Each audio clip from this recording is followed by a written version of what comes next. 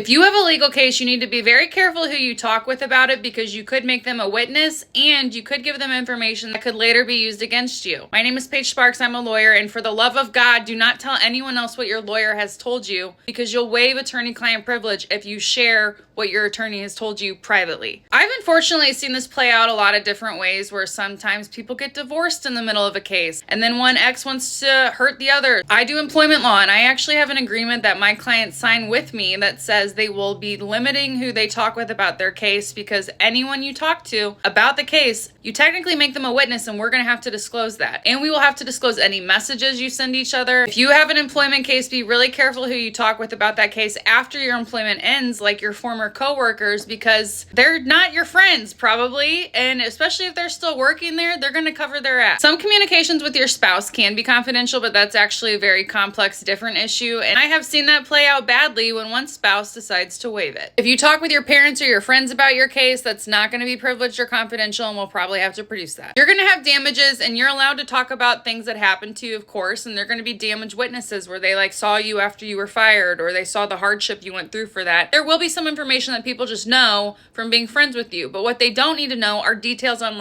how much money you want to settle your case, what the strategy is. One time I had someone forward an email that I sent them and it came up during a deposition. The email from me to them was privileged, but because they sent it to a friend, it wasn't, and they got to read all of that into the record during the depo, and I was like, oh my God, why'd you do that? Usually, the less you talk about your case, the better.